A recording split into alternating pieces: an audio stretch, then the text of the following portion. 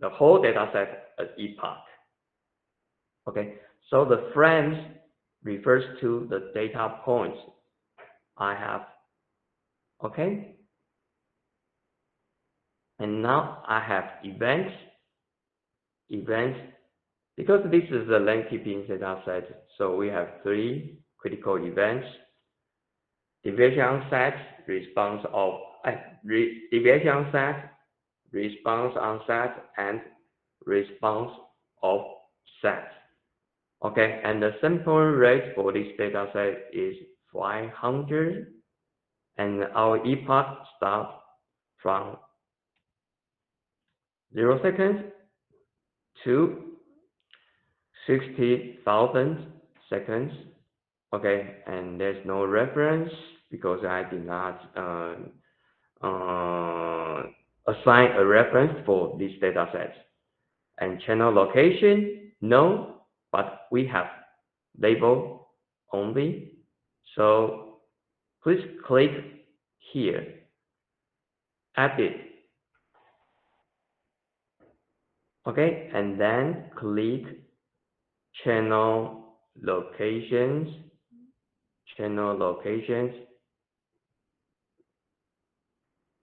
Okay, what I'm going to do is to assign, because right now your data set said that there's no channel location, label only. So right now I'm going to assign a standard 1020 system, okay, the standard channel location to this data set. Okay, so again, sorry, let me repeat it again. Edit, channel location, okay, and then click OK. Okay, so here show you the channel information, including the coordinates, okay, X, Y, Z, and the name of your channel. Okay, and now I have 33 channels, so you can click here, this button, this arrow button, to the next channel, to the next, and till the end. So the first 32 channels are EEG channel, and the final one, and the final one is my vehicle position, Okay, and use this button. Can you see here? This button, plot 2D, means plot 2D for 2D figure. Have a 2D figure for your channel location. So click. So here you go. This is the standard 1020 system for your 32 channels. Okay, we have FP1, FP2, F7, 3FZ, 202. Okay, 202. Okay, we can close it. So you don't need to do anything, but just click OK. Okay, so the EEGlab, it assigns a standard channel location for your data set. So now the channel location here is yes. Okay, so let's go back to our exercise. So do you remember this exercise? I asked students to know the difference between the IIR and FIR. Okay, but in practice, we used FIR. I will show you later. So the first task is to locate EEG artifacts in your data. Okay, So this exercise, so the first task for this exercise is try to use and filter and sorry, a FIR filter, okay, and you have to design a specific frequency range and try to eliminate, suppress the EOG artifacts.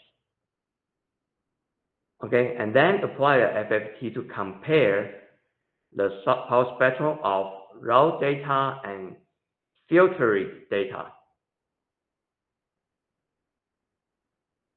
Okay, and then the second task is, yes, you can use a bandpass filter, which is the FIR filter, and you have to assign two number for your low and high cuts of frequencies, and which are 1 and 15 hertz respectively. Okay, to complete your preprocess step. Okay, so now I want to show you the second task here. Okay, now I want to apply a bandpass filter from 1 to 50 hertz and show you the power spectrum before filtering and after filtering. Okay? Okay. And now, can you go to page 12? I want to give you my FFT code. Okay. I use this FFT code for many years. Okay. This FFT code named time freak. Okay, which is time frequency analysis or time frequency transformation.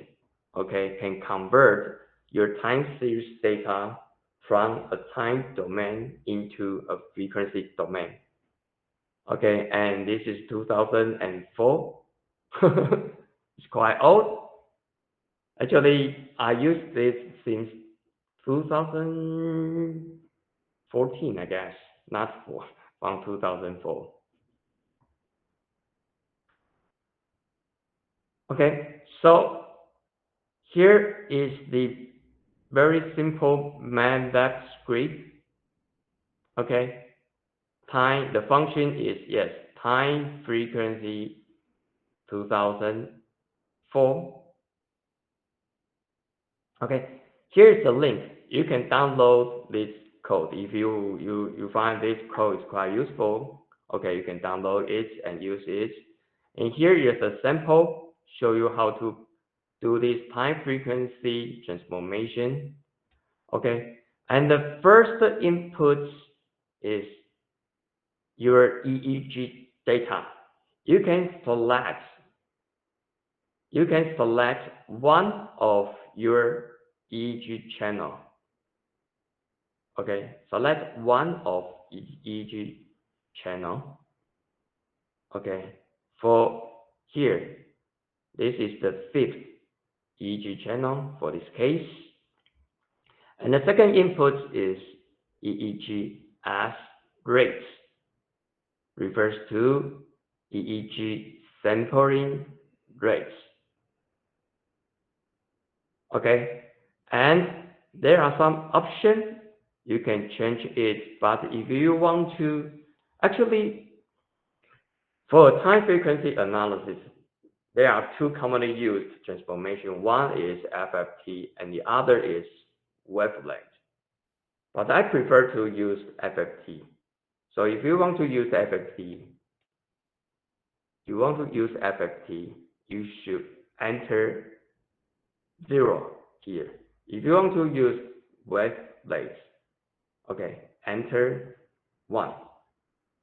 Replace 0 with 1, okay, here. And then followed by the the frequency range you are interested in, you have to set the frequency range of interest. For this case, I set from 1 to 30, or you can change to 1 to 50. Okay, and the window size, I don't think you need to change it. Just keep it. Okay. Okay, 256. Okay, 256. The window size. That is the data points. You fit into the FFT. Okay, per window. Okay, for FFT, you remember that the FFT divide your data into subsegments. Okay, so this is the parameter for the data point for the length, basically the length of the window size. Okay, so let's go back to copy it to here. So do you know where you can find your EEG data? Because we open this EEG data set, use this GUI from file, open it, and actually you can find your data here.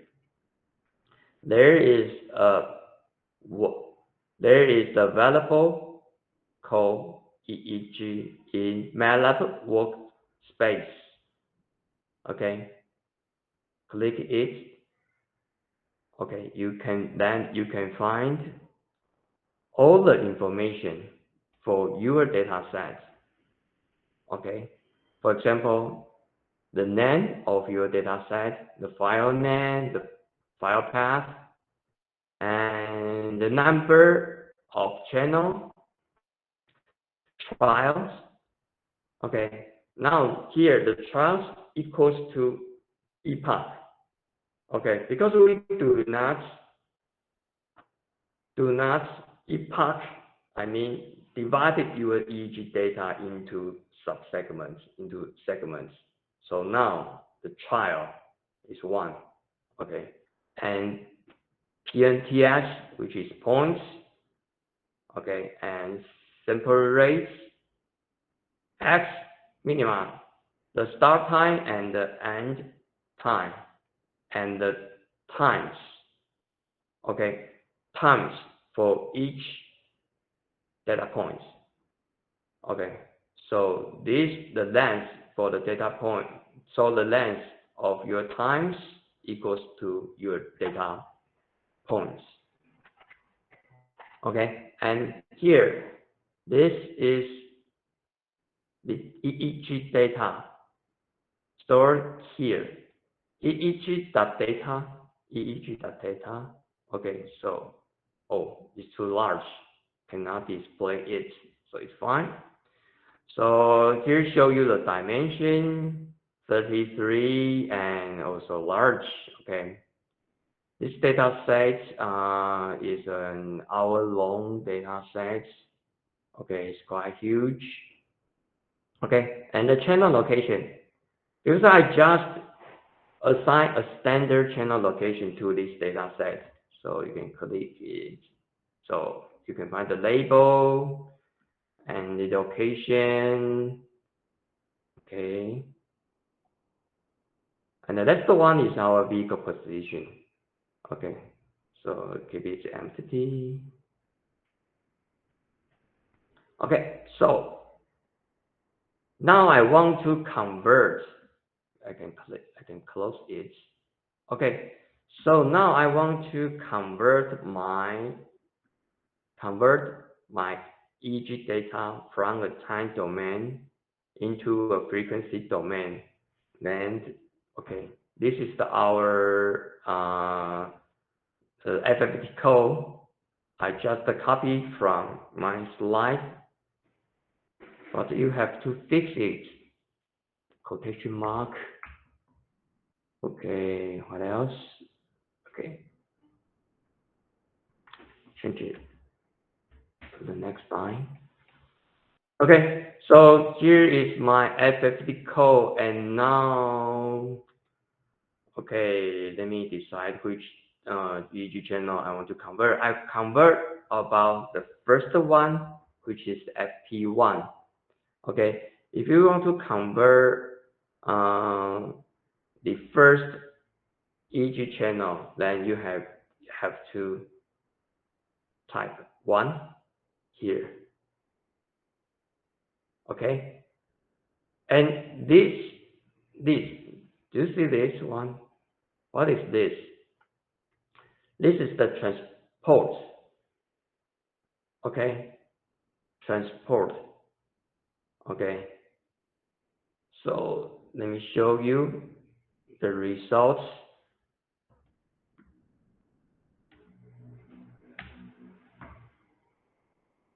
Okay, here's the results. We have 3 outputs because this is the time frequency transformation. Okay, so this code, you can use this code to obtain two important information. One is the frequency. Okay, from 1 to 30. Okay, and the second information is your time. Because this FFT, this time frequency 2004, okay, this code use the window approach. Divide your continuous data into subsegments. Okay, segments this EEG dataset and convert FFT and do that again. So I think I have a. Oh, here you go. Do you remember this figure? Okay, this is the whole. Pretend that this is your whole EEG data set. EEG data. Okay, and divide your EEG data into several segments, and then apply the FFT to each window or each segment. Okay, and then you can get the pulse spectrum for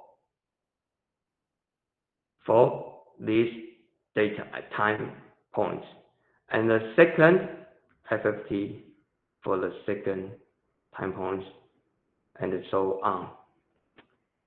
Okay, so here we go. So let's take a look at frequency and time. Here you can find the output here, the frequency. Oh, so now the frequency, here you go. The resolution is about 1 Hertz. I convert the data from time domain to frequency domain. Okay, so the output, the resultant frequency, the first frequency beam is around 1, and the second around 2, 3, and 230 Hertz. Okay, and the time. Here we go.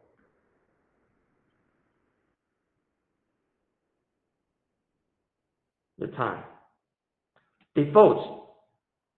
By default, this code,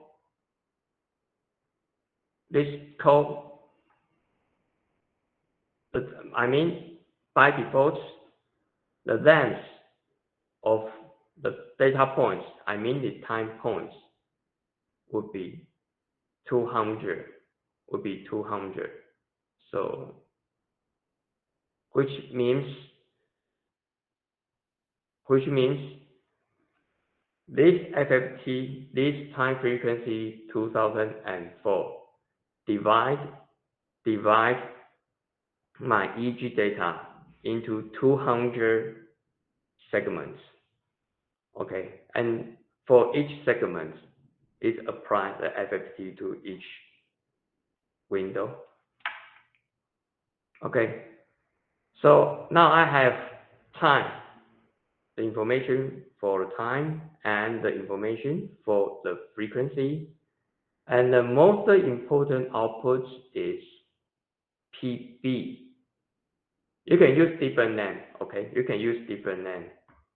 And let me show you what PB is. Here you go. This code gives you the complex number. Okay, complex number. So how to convert it into a real number? You can take the absolutes, okay, over square, okay. And here, usually I use, let me go back to the slide here. Usually, for a time series, I usually convert my data. I usually express my signal power in dB. Okay, let me keep it.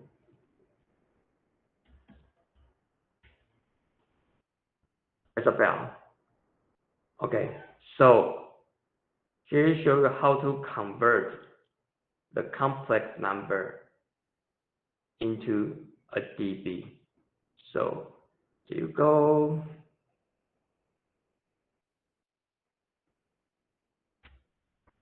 Okay, so PB, now I convert the complex number into a real number. So here you go. Okay, and now actually you can use some MATLAB function to figure out what this is. Okay, or you can use, for example, you can click here. This is the first FFT. This is your first power spectrum convert by FFT. Okay, and then plus. You can click here, or you can command window plus PB. Sorry, PB. First column. There you go. Here is the power spectrum for your first window. Okay? And you can plot, of course, the power spectrum for the second window. Okay? Okay, so what is my question? My question is compare. Okay, we have to use the bandpass filter, okay, to our data set and compare the power spectrum of raw data with the filtered data. So now our data set is the raw EEG data. Okay, so here show you the power spectrum of the raw EEG data. Okay. Okay, so I want to do an experiment. So show you. Can I change this to 100? Okay, which means I want to convert my data into the power spectrum range from 1 to 100 Hertz. So let me repeat that again. Okay, and then here we go. We have the complex number and convert this complex number to dB decibel. Okay, dB. Okay, and then I can plot the power spectrum for the first window, for example, dB first window. And we need another important information. When we plot it, we need, this is a 1D power spectrum, right? The 1D power spectrum. So we need the information for our x-axis, okay, which is our frequency. So frequency. Okay, so here you go. Okay, as you see, this is the power spectrum of 1 to 100 hertz. But usually we convert our EEG data from 1 to 30. Okay, and I want to show you this. So, do you know how to use the filter function in EEGlab? Okay, here's the tool. Filter the data and select basic FIR filter. Okay, and oh, what happened? And lower H for our bandpass filter 1.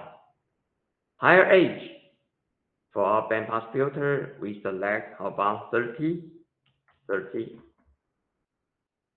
Okay, and this by default, we do not need to change anything, so click OK. It takes some time. Okay, finish. And there is always a window. This window always asks you, do you want to overwrite it in memory? Okay, usually I click yes, but for this case, I will not uncheck. I uncheck it, so just click OK. Okay, so EEGlab will not overwrite your filtering data in memory. So let me change the name for it. So I call it the name of my data set underline and add a filter at the name of the name. Excuse me, Professor. What was the frequencies, the low and the high? Okay, you mean here? Yes, yes, yes. Usually I will select 1, 2, 30, or 50. From delta, theta, alpha, beta to gamma.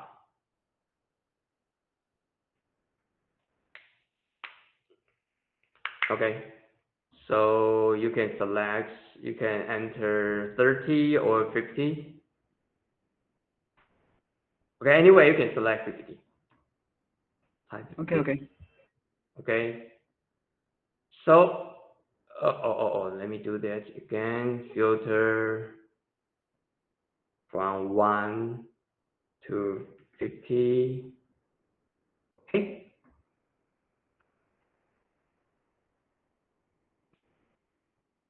Okay. So do not override it in memory, because once you check this box, okay, this filtered data, they will overwrite the old one, the raw data, okay, in your memory. So I give this another name, like filter read. Filter read. Okay, click OK. Okay, so please click data set here. Do you find there is a data set? You can click here. You will find you will have two data sets in your computer memory. One is your raw data set, and the other is filter read. Okay, and now I want to apply my FFPD code to this filter read data. Okay, so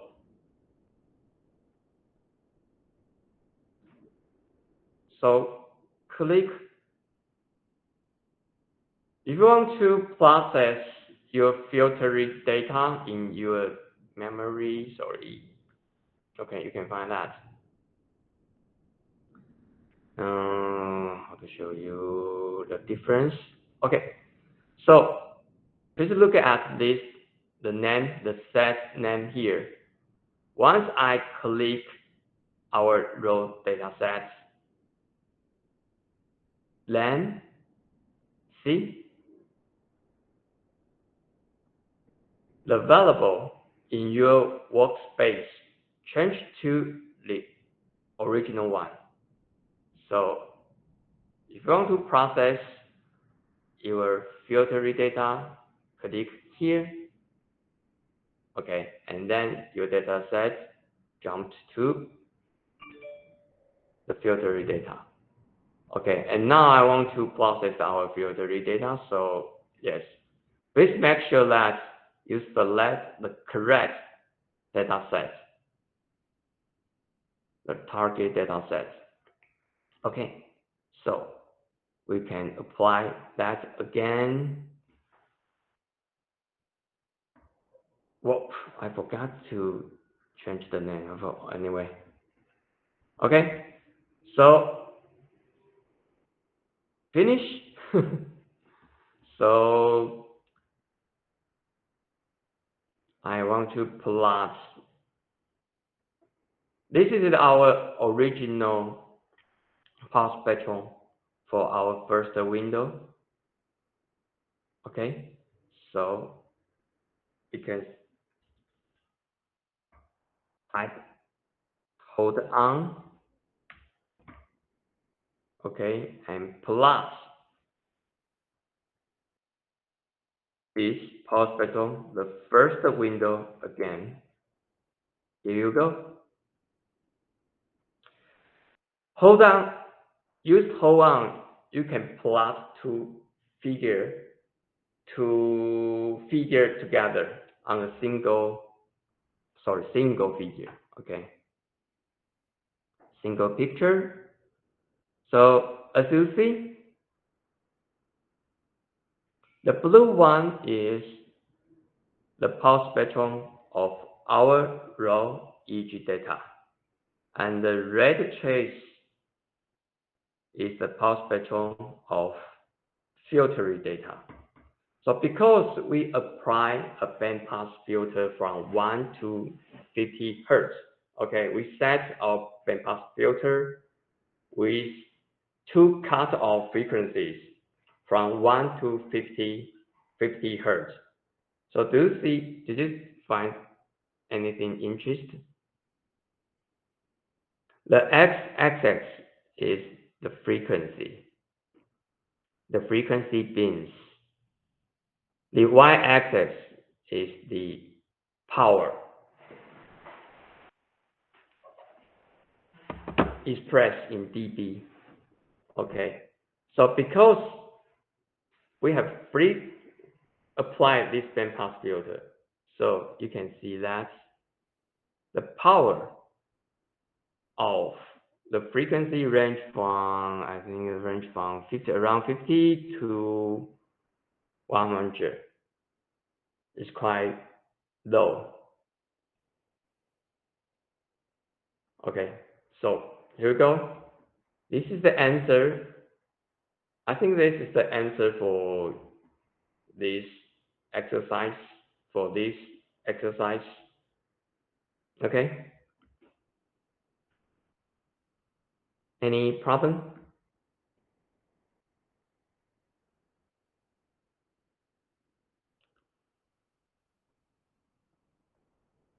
Okay. So let's go to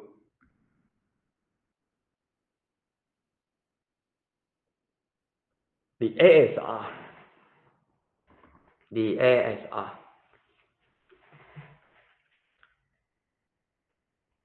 Okay. The ASR is very easy to use ASR in your EEGlab. Okay. You go tools, click tools, and here you go. Reject data using clean raw data. Clean raw data is the function, the name of the function, and the ASR. Okay, click it. So you can find this publish window. Okay. So for ASR, the parameter, the only one parameter for ASR, the artifact here, the artifact subspace reconstruction is here. Okay, which is the standard deviation. Okay, and you can, okay, default. Okay, set it by default. The default is default setting. And now I don't want to remove the base channel. So uncheck this because there are some function. I mean the clean raw data. I now want to show you the pure function of ASR. So uncheck this, uncheck this.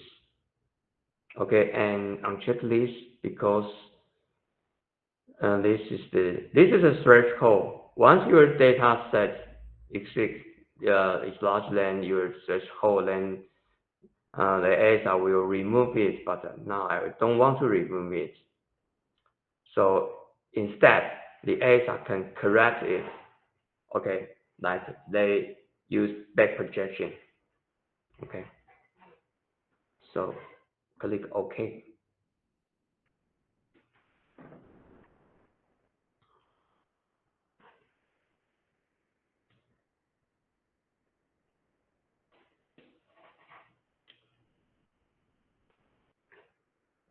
Because it's an hour-long data set, so it takes times for ASR.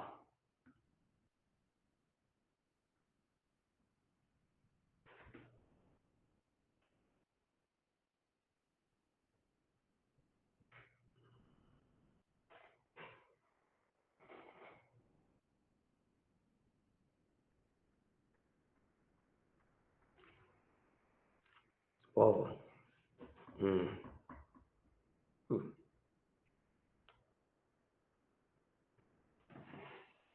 Okay, can we take a 10 minutes break? Okay, we will resume our class at 2:20. Okay, please make sure you have your MATLAB and EEGlab installed. Okay, okay, take a 10 minutes break.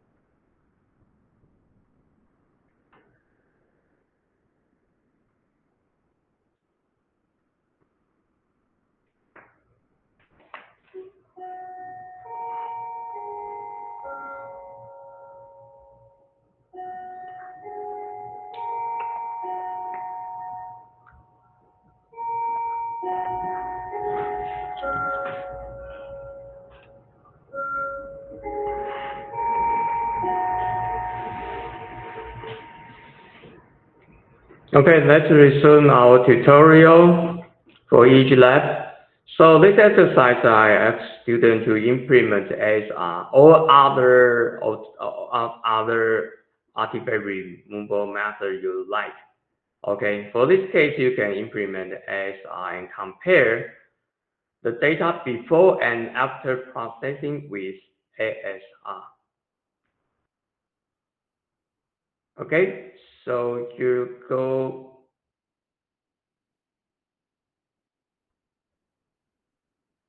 Oh, student, I accept less submission. If you do not know how to use ASR, but after this tutorial, you know how to do ASR, okay, you can submit your assignment. Okay, there's no penalty, less penalty apply to your case. Okay, so again, tools, sorry, minimize this. Tools, reject data using clean raw data and ASR. Okay, for this function, basically this function is clean. Here's the name of this function. Okay, clean underline raw data. Okay, through using this function, you can remove. This function can detect which channel is back channel, but now I uncheck this. And here the additional removal of back data period, and because I want to recontrol my data set, I don't want to remove anything from it. So check. And here the ASR is here, artifact subspace reconstruction, bed burst correction. And because I don't want to remove anything, I need the ASR to do the reconstruction for us. So uncheck it. Okay. So click. Then you can have your data set preprocessed with filtering, bandpass filtering, and ASR. So now let's compare the difference between these two data sets before and after processing with ASR. So here, there's a button called plot. Okay, and we need to plot channel data school. So click it. Here you go. Here show you the waveform of all your data, all your channels, okay, from FP1 to OZ, and vehicle position as well. Okay, and this is our processed waveforms. So how to compare it? So please click data set. Again, let's go to, oh, oh, give me a second. Sorry about that. Told my friend, my colleague, I'm doing an online course.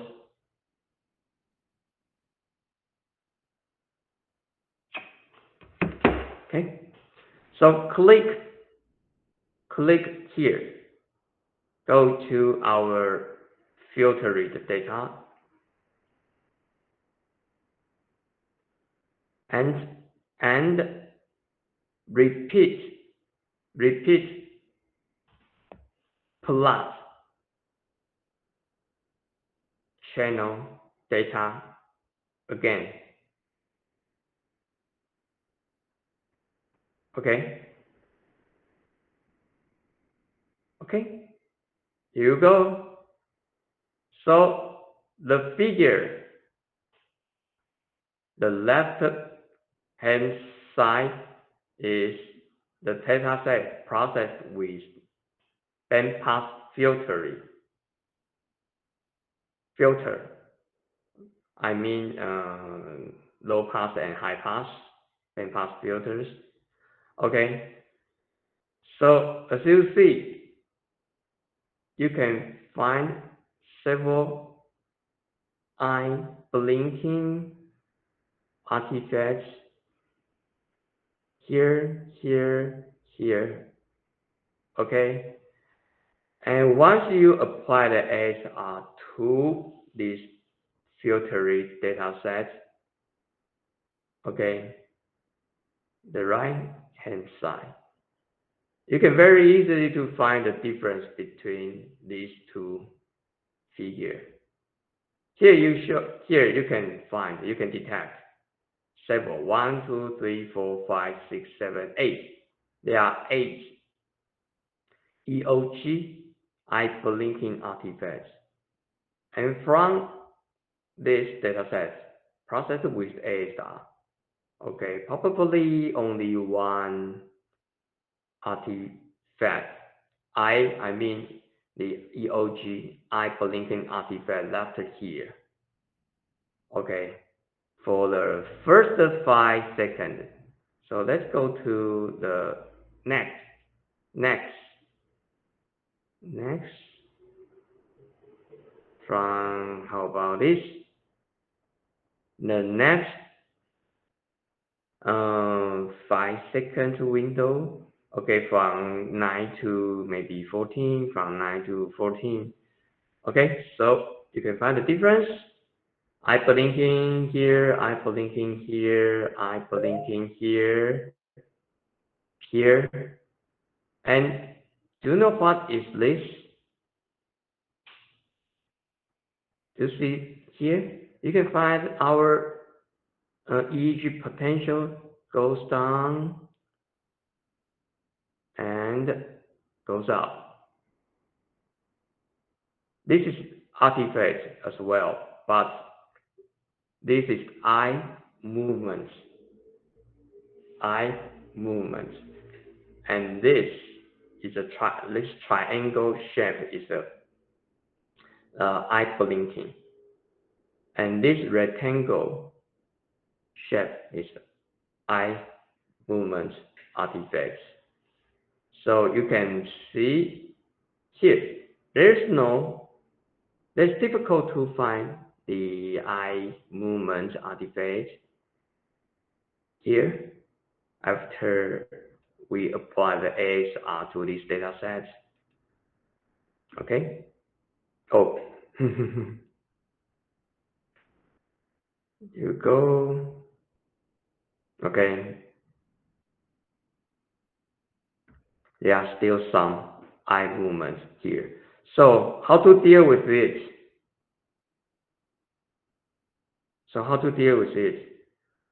I find that after ASR, there's still eye movements, eye blinking artifacts in our EEG dataset. How to deal with it? Do you see it here?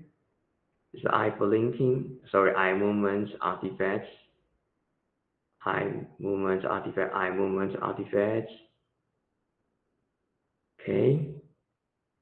So let's go back to our EEG lab. Okay. So how about this? Go to the filtering data and then let's repeat the ASR again, but with different parameter. Uncheck it. Uncheck, check. Okay. Change this parameter. The larger value, the smaller rejection interval or area. Okay, and smaller value with smaller standard deviation. Okay, and that means a larger rejection area. So How about 10? Smaller. Okay, so, okay.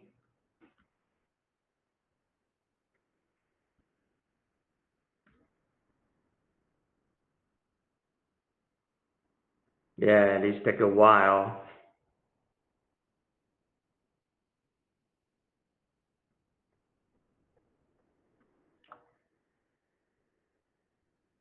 Now cleaning data,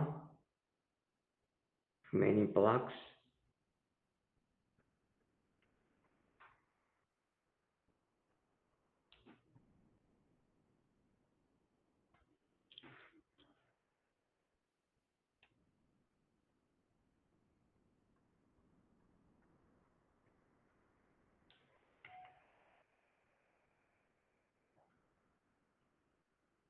It take about a minute for 1 hour data set, I guess.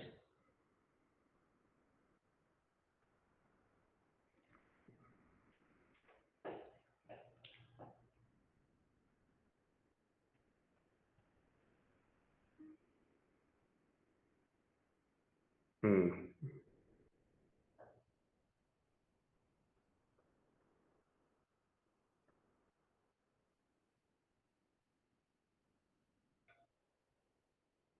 Okay, finish. Okay, I don't want to replay and overwrite it, so as and our parameters set to 10. Okay. Okay, so plot again. So here you go.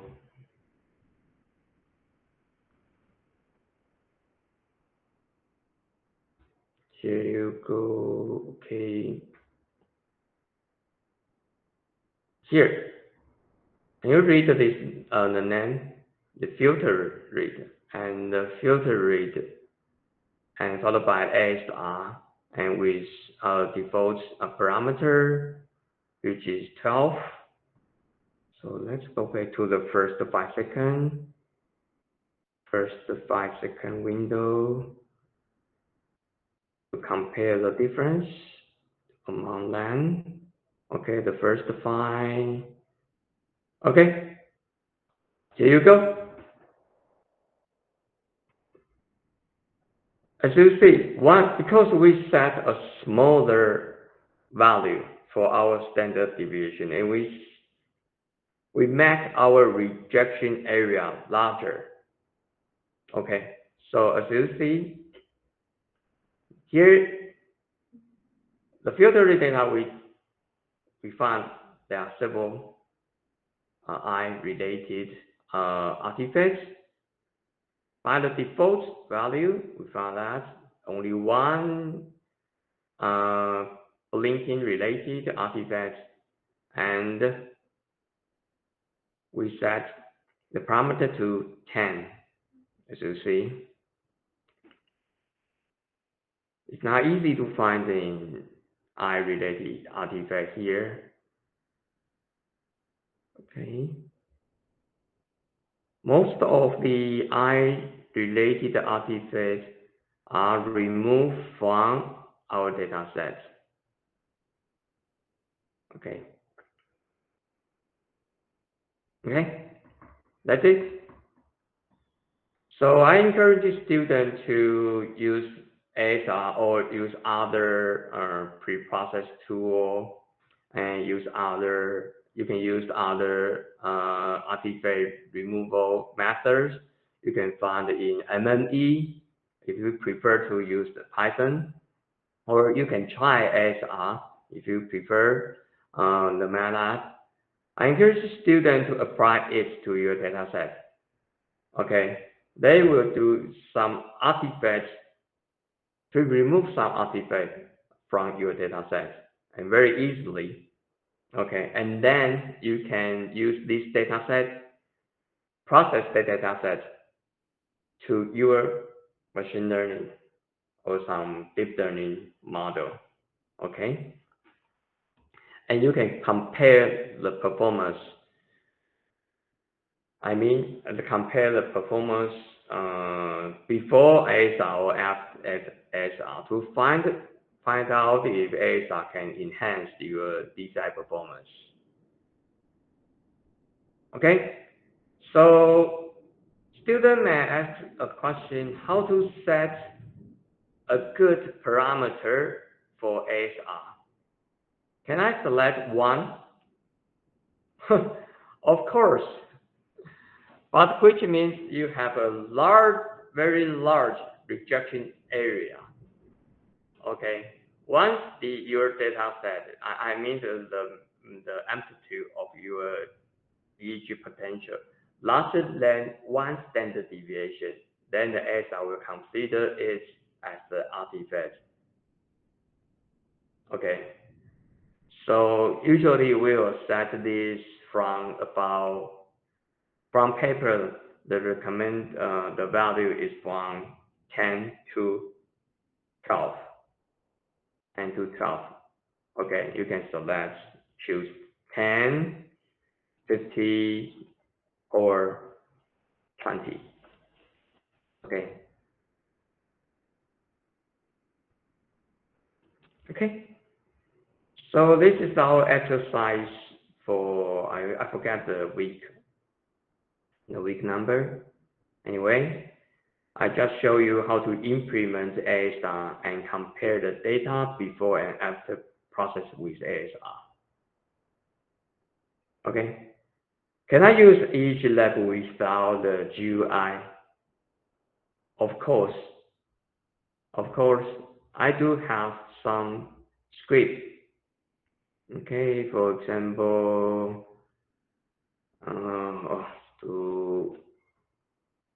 okay, here, this is here, data IO. Okay, here show you how to automatically load the EEG data. Okay, pop underline loaded sets and then land all your data sets. Okay, and EEG redraw is to keep your GUI updated. Okay, EEGlab redraw. Okay, to update your GUI, these numbers. Okay, what else? And usually I will do downsampling to reduce my data size. Okay, but actually you don't need to do that because your computer is powerful, so you don't need to resample it. Especially you don't need to downsample it. You can keep the sampling rate. Okay, and read the channel location.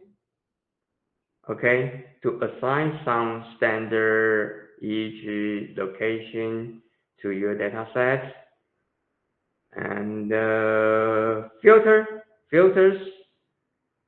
Okay, filters, high pass filter and low pass filters. What else? Okay, here we go. Reject artifact. The main function is clean raw data. Okay, you can change the parameter for, you can read it, you can click it, open clean raw data and read this instruction. Okay, read this instruction to know how to set these parameters. First, the critical criterion. So small. Okay. So, what else? Oh. Okay. So I think if you want to use the FAT code for your final project, you can download my FFT code. The name is time frequency FREQ 2004. Okay. So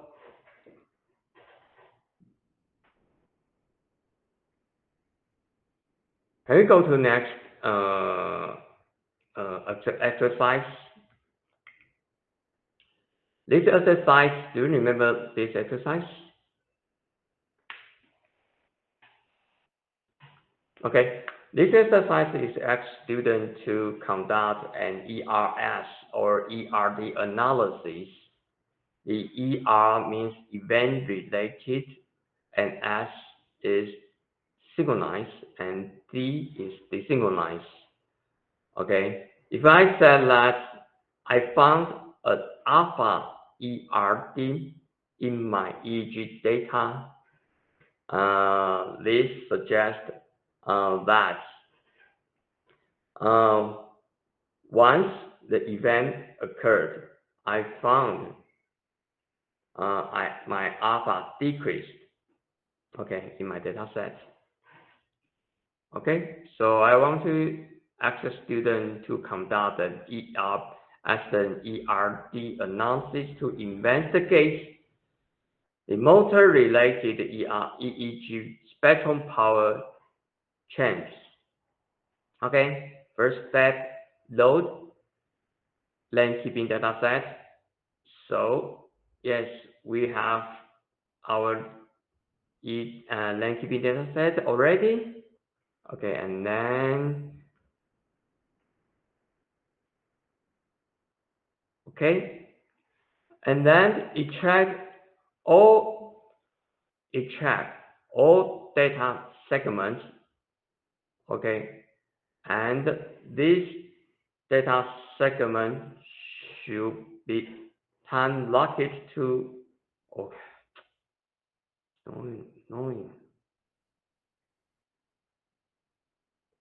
Okay, it tracks all data segments time locked to motor events because I asked students to conduct the ERD or ERS analysis, okay, to invest the motor related. Okay, so I recommend is to divide our continuously, because we have a 1 hour long EEG data set. So the second step is to divide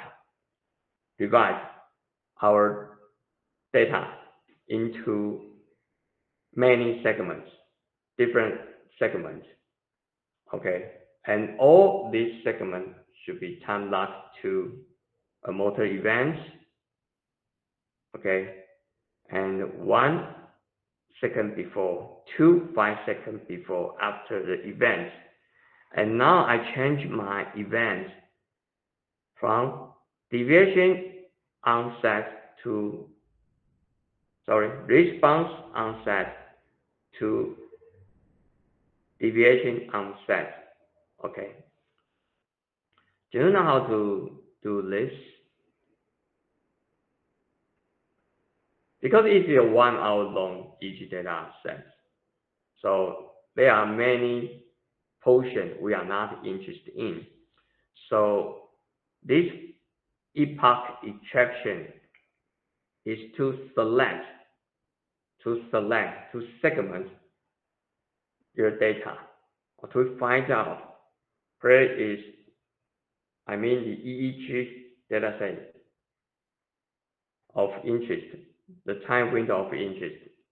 Okay, so select tool, and then go to here, extract epochs.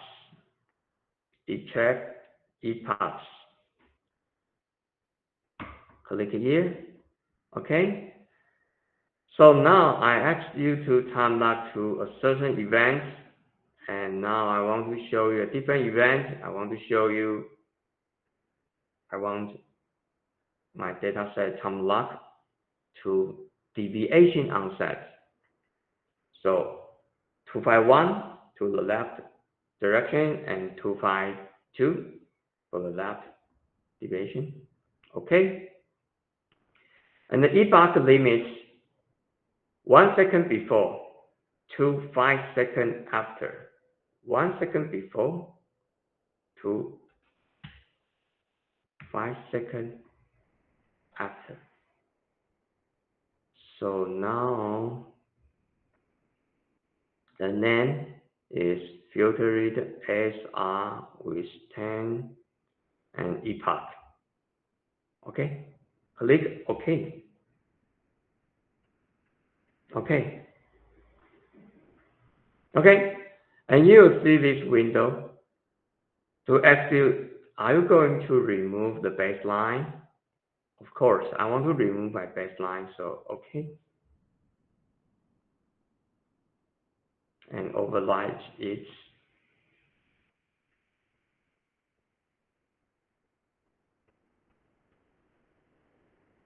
Okay, so you will have your new data set, epoch data set, and remove baseline, and the name of it is epoch. Okay, so do you find anything different here? Our number of channels still 33, but the data points per epoch changed to 3,000. Why 3,000?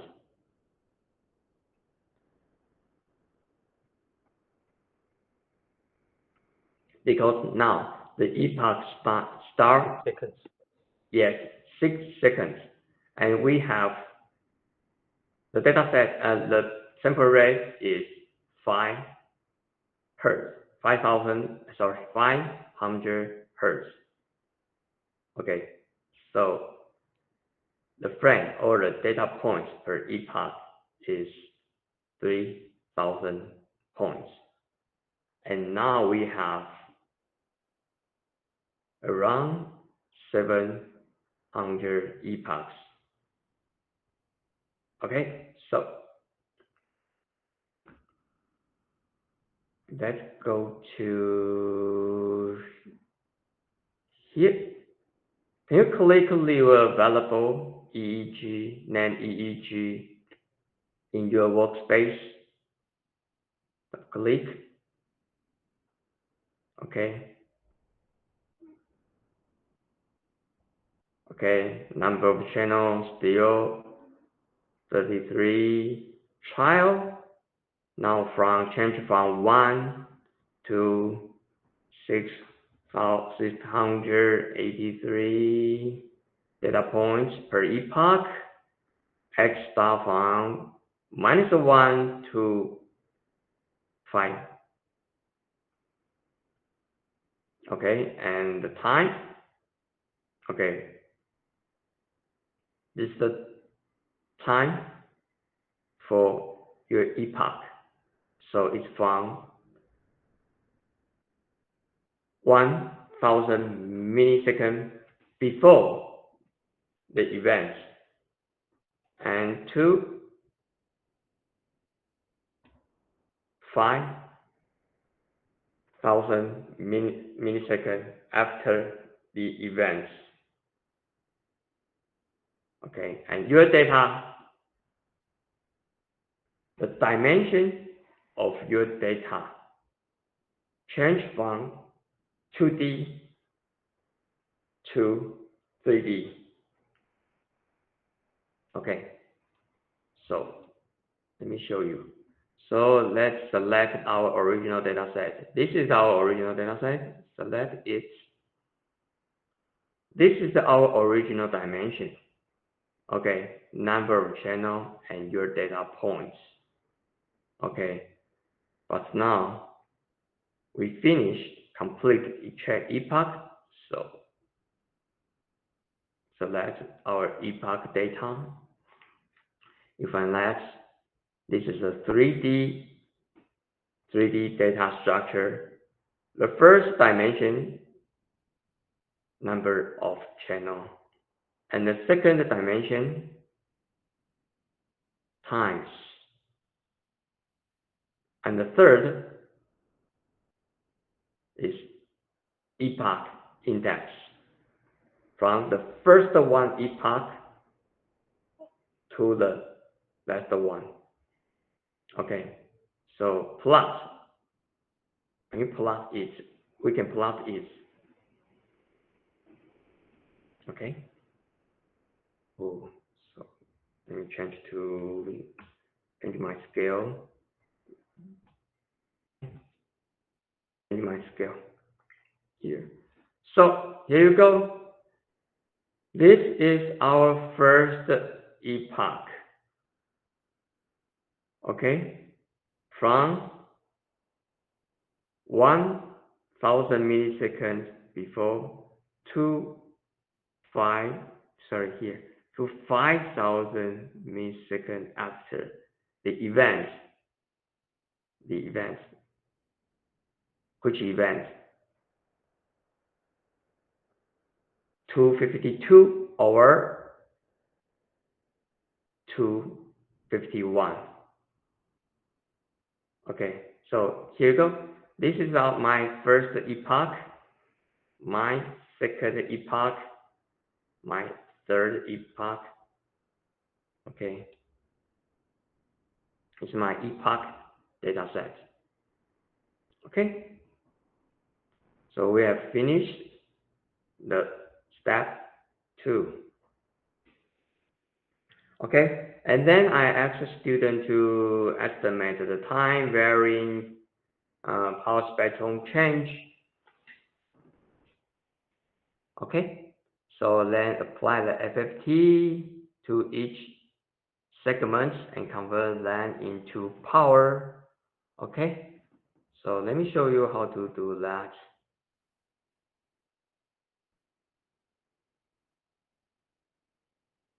Okay.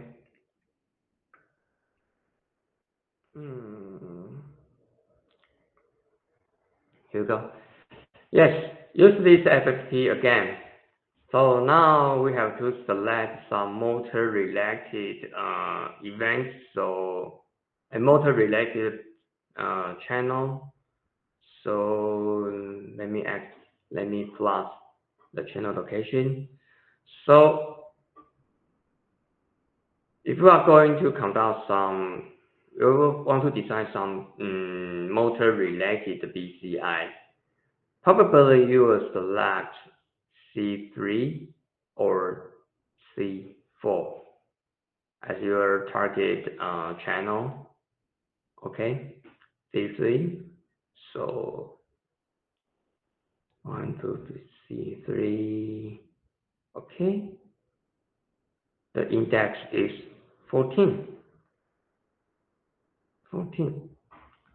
Okay, so you go. Now I need to apply this FFT to each. Don't forget that to each epoch. Okay, so here you go. 14 for C3, 16 for C4. Okay, and now our data structure is 3 dimension. Okay, and I will keep the time, and then I need to apply the FFT to each epoch. So I need a for loop here. For I use I here. From 1 to number of epochs, actually number of trial. So EEG dot trials.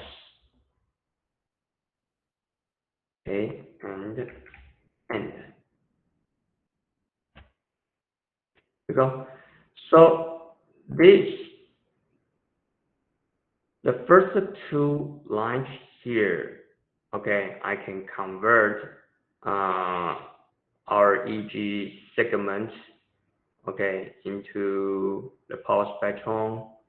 Okay, what else I need to fix? Okay, now I want to choose I want to convert our power spectrum from 1 hertz to how about 13, 13 only. Okay, what else I need to fix? The PB. Okay, I need to change a name for each. How about the power, POWER, and I okay, to store each power spectrum. Okay, what else? Okay. Oh. Okay, let me figure out the dimension. Dimension is okay, okay, okay. Let me show you what happened here. This SST will convert your single channel, single epoch into a power spectrum, a time frequency representation. So we have frequency, we have time. So it's a 2D data. So I need to do, how about this?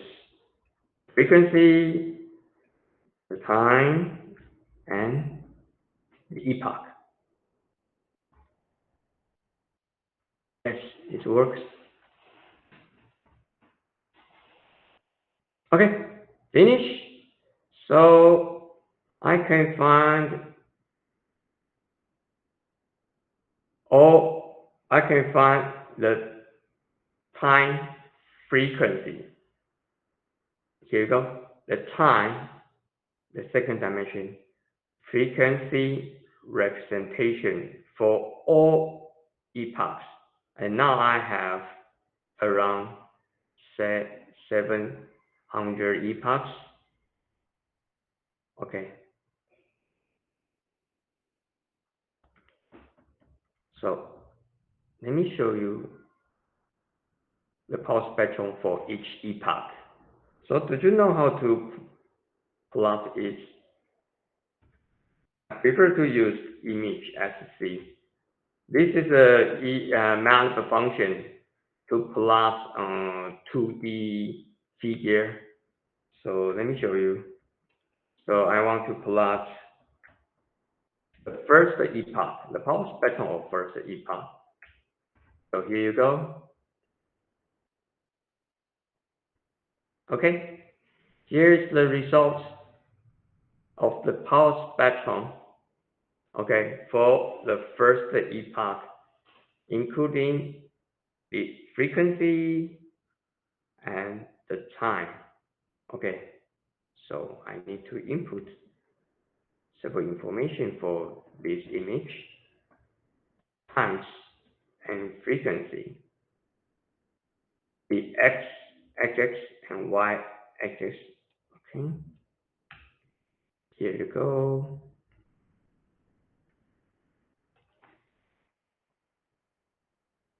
Okay, that's it.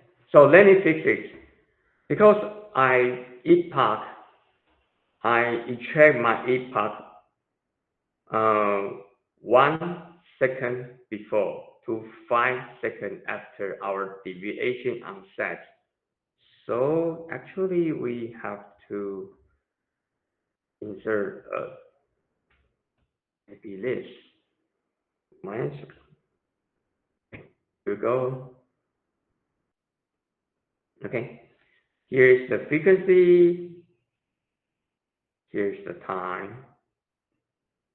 Okay. And the 0 here represents the occurrences of deviation on set. So actually you can draw a line. You can draw a line here, a vertical line here. Okay. Okay, I want to skip it. So here is the time frequency representation estimate for our first epoch. Okay, and then of course, the name, change the name, the three, okay. I can plot, oh, I can plot the second epoch.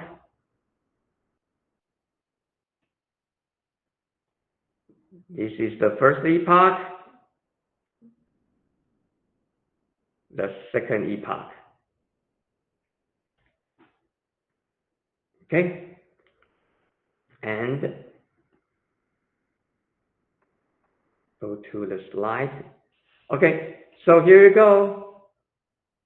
This, we can plot the pulse spectrum,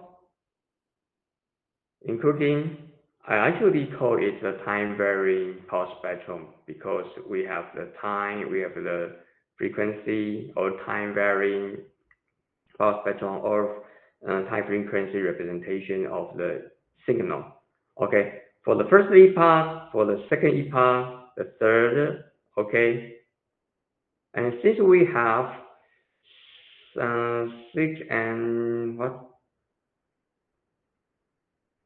83, 383 epochs. Okay, so discussion, I asked students to average across all segments. Okay, so here you go. Okay, so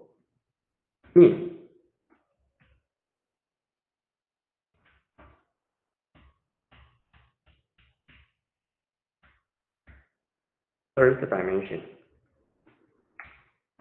Oh, here you go. This is the average time frequency representation of all epochs. It looks so beautiful. You can insert a color bar here. The yellow one represents the higher power. The blue one show you the lower. Okay, so higher power for low frequency and low power for high frequency. Okay, and maybe you can change the color uh, to the color map to jets. Okay, I usually use jets, the color map jets.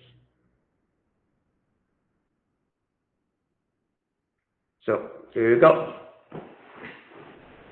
So we know that the zero represents the deviation on state. Okay, before it, we usually call that is the baseline for this epoch. Okay, this is the baseline before your events occurred. We call it the baseline. Okay, and once your event occurred, okay, the fluctuation in your pulse spectrum, we call it a event-related spectrum perturbation or event-related power change. Okay, this change evoked by your events. So as you see, you do see there's an increase. Once your events occur, you can find around the delta. This is the delta range from 1 to 3 hertz. You can find once your events occur, there is a power increase here. Okay, so do you find any ERT here? There's an ERT here. Okay, Sorry about that. ERD here. Okay, from green to blue and rebound to green. Okay, so so let me show you. How about let me plot a 1D trace for you. Okay, this is our average power. Average time frequency representation T. Okay. Average time frequency representation. Okay, the AVG here. Okay, and then I want to show you the power change. Okay, and I select here, I selected alpha power. So alpha power. Oh, the name is too long. Okay, so I want to select the alpha power. So the alpha power, where's the alpha power? Where's the alpha power? The first dimension, right? Okay, so we can check these outputs, the alpha power. Okay, the alpha power is around, is larger than, is between, okay, usually between 8 to 12, 8 to 12, 8 to 12, okay? So, let me show you, 8 to 12, how about this? Frequencies large than 8 and frequency small less than okay, and I want to do an average again. Okay, and I'm a lazy man, so plus. Okay, can you read my manuscript? This is the average time frequency representation, okay, for all epochs, okay? And now I want to extract my alpha power change, okay? And the range should be between 8 to 12, okay? And this is the end function operation here, and the average, okay? And the average I should assign the average, the first dimension, and then plus. Okay, so actually I don't need to use this. Okay, here we go. Oh, where is it? Oh, here you go. Here you go. Oh, let me fix it. I need the time information here. Time, can I copy this and pass this to? Okay, here you go. This is the event. I will call this figure as event-related alpha change. Okay, and here, before the deviation onset, the baseline, and once the event occur, you find there is the alpha decrease, and then rebound. Okay, so this is ERD in alpha range. Okay, this is the ERD, event related. Because this is a decrease, we found a decrease in alpha. So we call it ERD. ERD. Okay. So yes, let's take about a 10 minutes break. Okay. We will resume our class at 3:20. So if you have any question, please let me know. Okay. Take a break.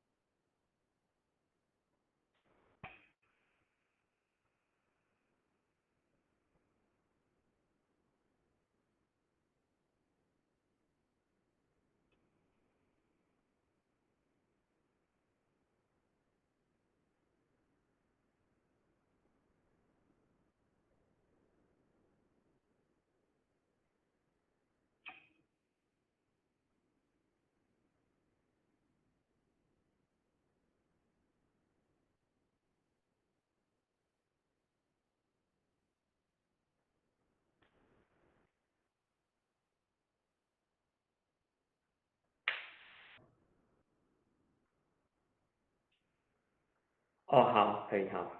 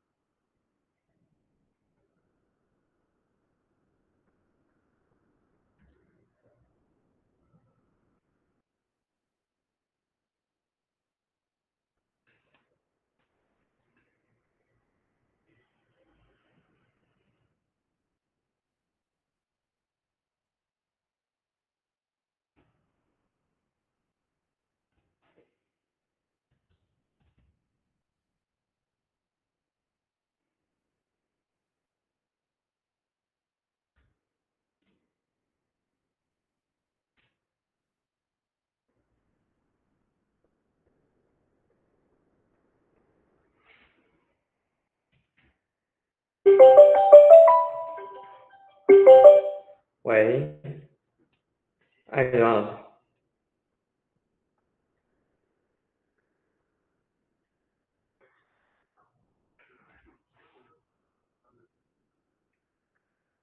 嗯，是，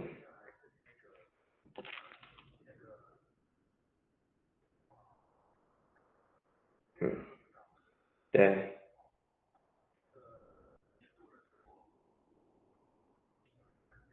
对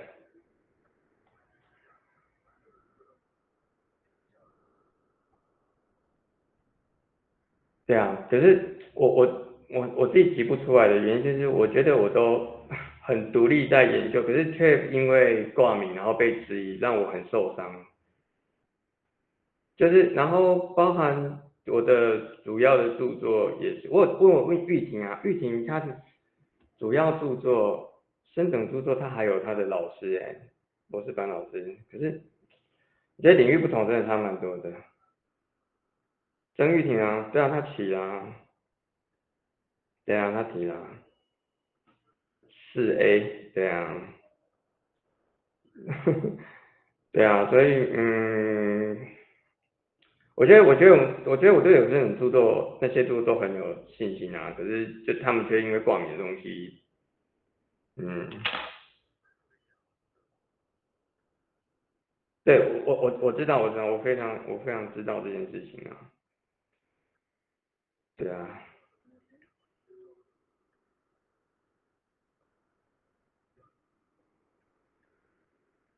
嗯，对啊，对，第3年，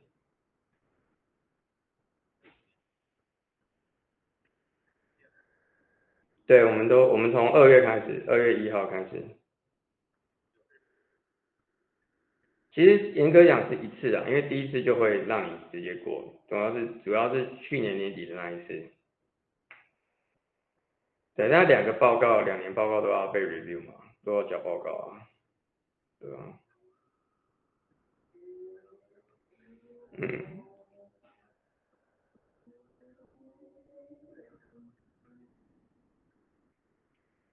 哦，可是现在好像不能，我下次可以教你，我现在也觉得难用可是现在好像被改了，不晓得还在不在？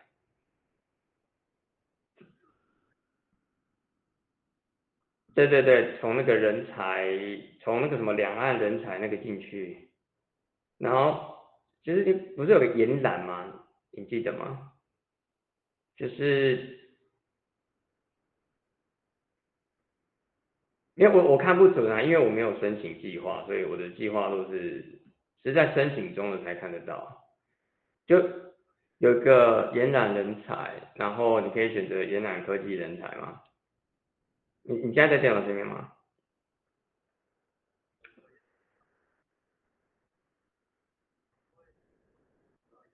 对对对，然后不是就假装你好像要延揽某个人，然后因为你用科技部计划延揽人的话，你就必须要有个科技部的编号。对，所以那个东西延揽科技人才与两岸科技交流那个资讯系统，就是你有点类似你要新增一个计划，然后新增计划就点进去之后，你到有个地方，它会有一个说哦延揽的性质是什么，啊我就说好参与本部专题研究计划，然后对那边如果你过的话，你就可以查询到你的专题计划，这样，嗯，我有听说有人修，但是对啊，我不晓得因为我现在我的计划自己是看不出来，但以前我都是在这边查，我之前的计划只要偷偷查的话，都从这边查得到。那如果你查到编号的话，表示说他已经过了。对啊，你是去年的大批的吗？那那你们学门有那么早吗？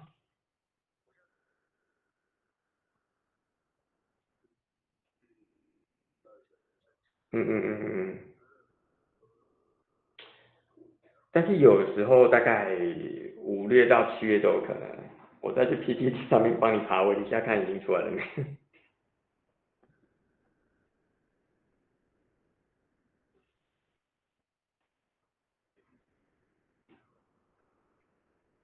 对啊，对啊，对啊，然后你可以看看，好，好，谢谢。那是下礼拜一的上午是不是？因为我们下礼拜一下午我们要考12点，好，你下午就知道了，你就会，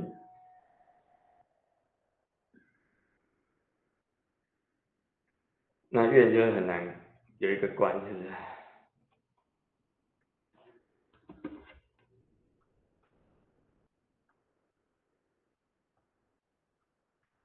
嗯嗯嗯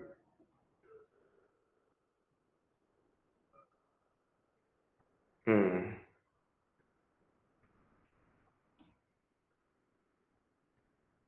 那个我反正院长也没有找我聊嘛，就是等之后再说了。没有，我说这段时间院长也没有跟我聊啊，还是就没关系。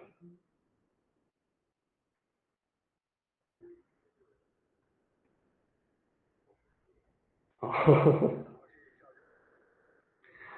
哦，好，辛苦了，对不起，对不起。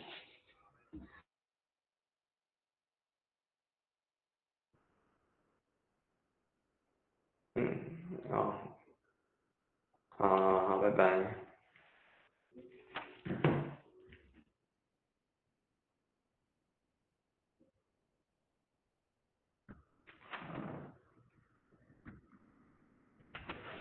啊，OK, students. Okay.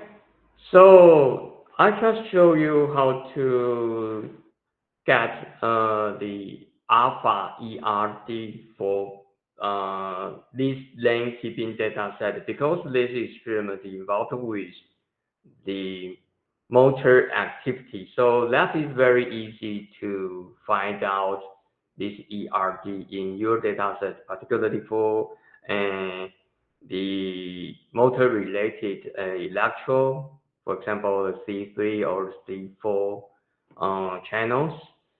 So, okay, so here show you the average. And next, I want to show you the different. This is for alpha, so then I want to show you different spark and power. For example, if I want to have a delta power or ER, I don't know ERD or ERs. Okay, so let me show you the delta power change. So now I replace 8 and 12 with 1 and 3. This is delta range. Okay, wow, quite different, right?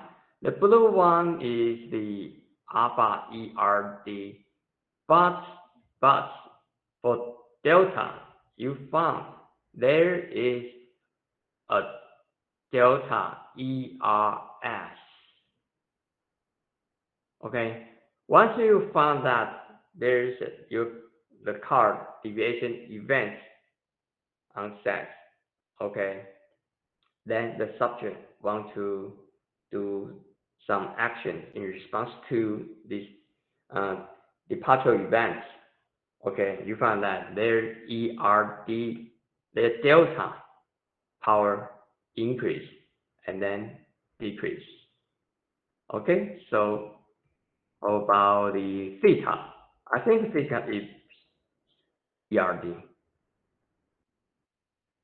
Theta will change to 4 to 7. Okay? Oh, no, I was wrong. So this yellow or orange trace is theta power change.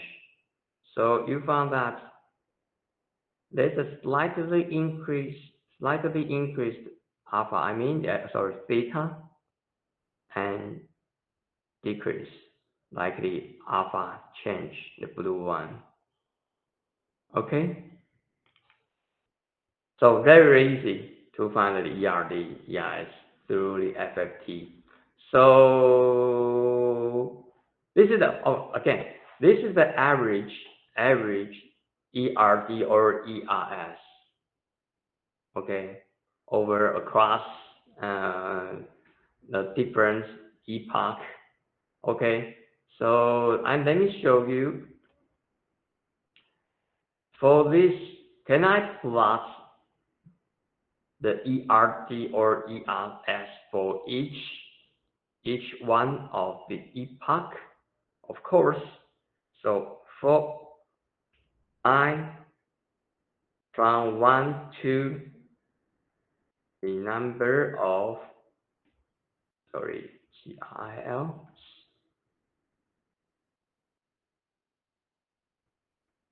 trials and and uh, and I need hold on. I need to create a new figure, and hold on. Okay, I want to plot all the traits on a single image. So I need to remove this mean and the power average time frequency representation. Oh. So power here is the power. I should use this power. So from 8 to 12 hertz and time and for each epoch. And sorry, I need to take an average again for the first dimension.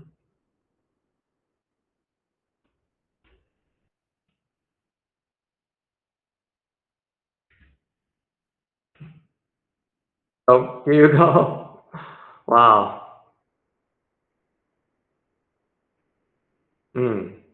What is this? This is the ERD or alpha power change for all epochs. Okay, so average is better. Okay, better than this. Okay, but okay, let's go back to the slide.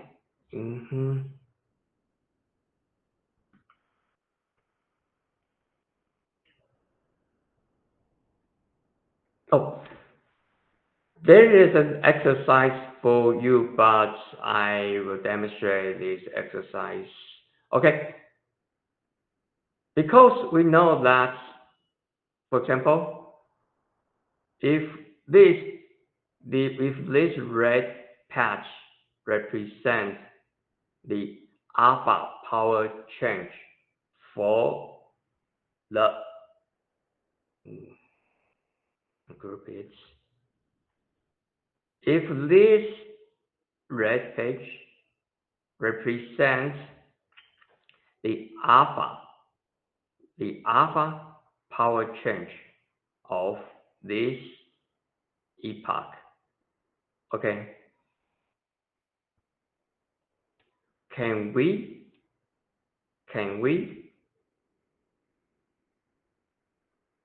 stack all these alpha power change together and sorted it by their reaction time? RT refers to reaction time. Because we know that this is drowsy driving experiment. Okay, for each epoch has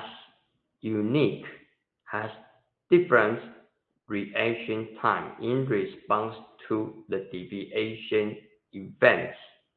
Okay, for example, the reaction time, the RT, could be 1 second for the first epoch, 1.1 second for the second, or 0.7 seconds for the third. Okay, and my research question is, I want to figure out if I can find, if my research question is, does alpha power change co-vary with reaction time?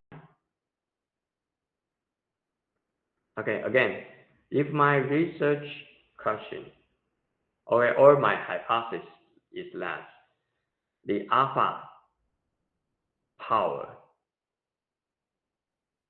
will co-vary, I mean the change, okay, alpha power change would co-vary with our reaction time. This is my hypothesis. So I want to demonstrate, I want to show you this.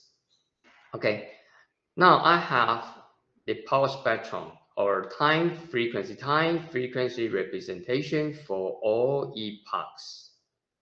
Okay, and now I need to calculate the reaction time for each epoch. Okay, so let's go back to the raw data. It's much easier to calculate the reaction time. So in our data set, EEG, okay, and click events here, the events. Okay, so here show you the events. There are, one is the type of your events and the latency of your events.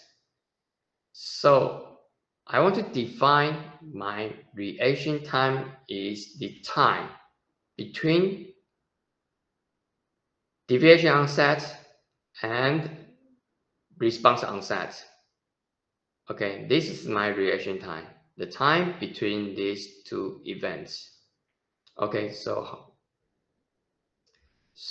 easy, right? So for I from, for example, from 1 to how many events I have?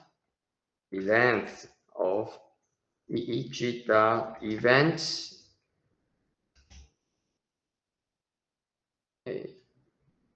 Events, okay, and step 2. Okay, so that's plan the reaction time.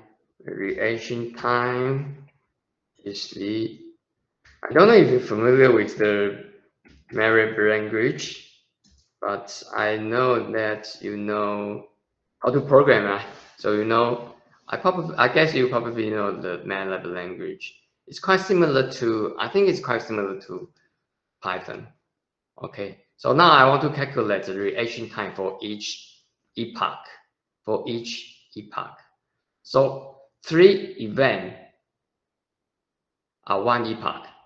Okay, 1 epoch contains 3 critical events: deviation onset, response onset, and response offset. Response onset, deviation onset, response onset, response offset. Okay, so EEG events. Okay, so the first event, response onset plus 1 and latency minus, this is the time of deviation, response onset. Okay, time for response onset minus, okay, deviation onset. Okay, and this is a millisecond. Latency is in milliseconds, so okay. Let me divide by 1000. Oh, sorry. Length, LE, H. Oh. Length. Let me figure out what happens. Yes.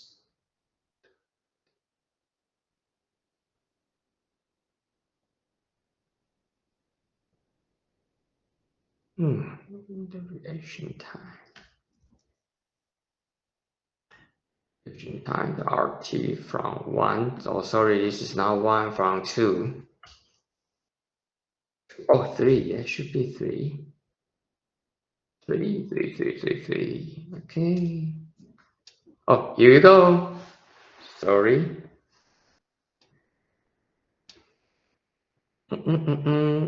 Sorry, let me fix this. If I start from 2, delete plus 1, and that should be minus 1. Okay, reaction time here. So let me plot reaction time. Oh. Okay, here you go. Here is the reaction time.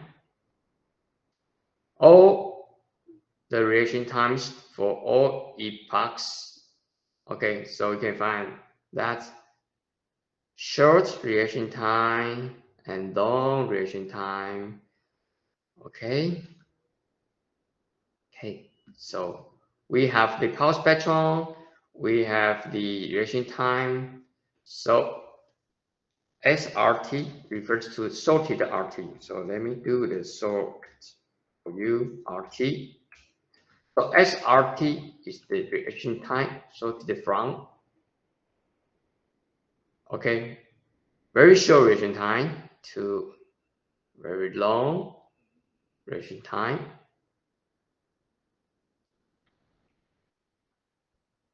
Do you find that actually we should delete all epochs? Unreasonable. Oh, sorry, I find that I divide the wrong number. Okay, let me do that again. We should replace this with EEG dot sampling rate. Sampling rate. Sorry, sampling rate. Okay, that is the events. Okay, this is the data points, not the time, not the millisecond. The unit is not millisecond. The unit is data points. So I should divide it by it. Okay, and do that sorted again. Okay, calculate reaction time and sort. Okay, in ascending order. Okay, here we go. The reaction time. Okay, so yes, you have found that this reaction time is relatively small. Okay, do you know what happened? Actually, we found that some subject will accidentally touch the steering wheel. Okay, so by vibration or I don't know what happens. So I found that some epochs has very short reaction time. So usually we'll delete all these epoch. Okay, remove all these epoch from our data. Okay, so anyway, for this, I will keep it. Okay, so once I sorted it, oh, by the way, I need the index. Okay, so I need the second output, which is sorted index, and use this index as power to sort my power. So SRT, S power, power, frequency, time, and epoch. Okay. So here you go. Here is the sorted RT sorted time frequency estimate. Okay, so now let me click my command window. So now I can plot the RT sorted alpha power change. Okay, so let me.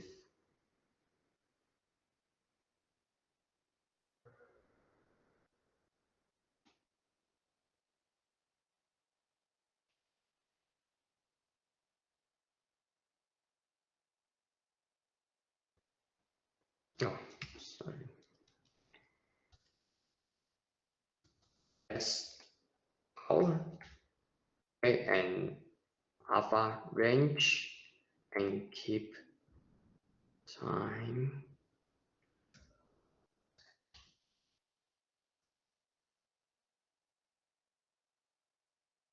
S power and yes. Okay. All the epoch, all I keep all the epoch. Okay. The mean for the first dimension. Okay, enhance and image SC. Okay. Both. Let me check the dimension. Check the dimension. Yes, but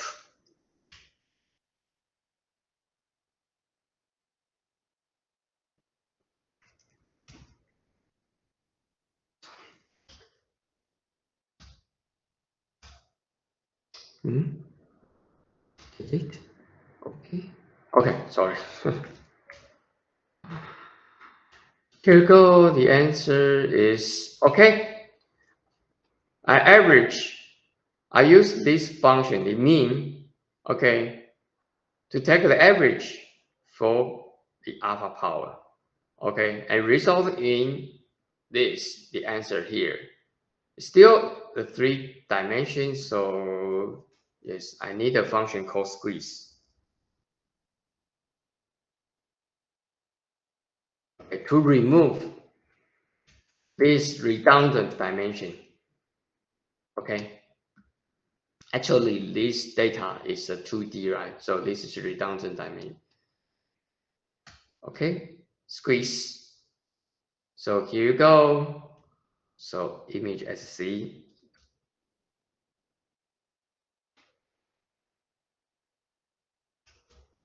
Okay.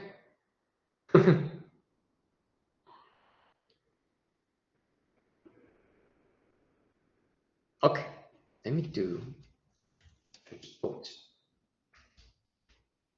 Okay. And okay, so I need the x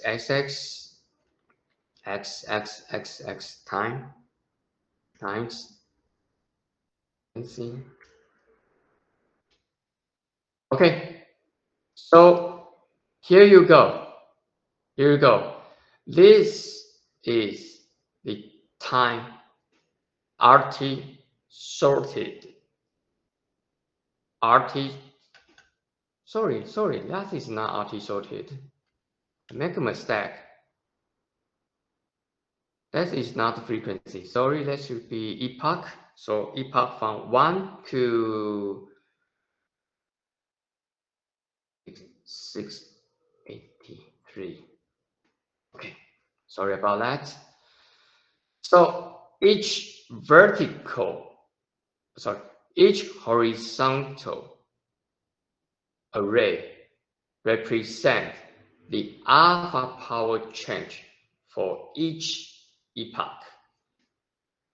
Okay, and I stack that vertically, okay, from the epoch with shortest RT to the epoch with the longest RT, okay, and the x-axis is the time, the epoch time. So let me fix it again. It should be minus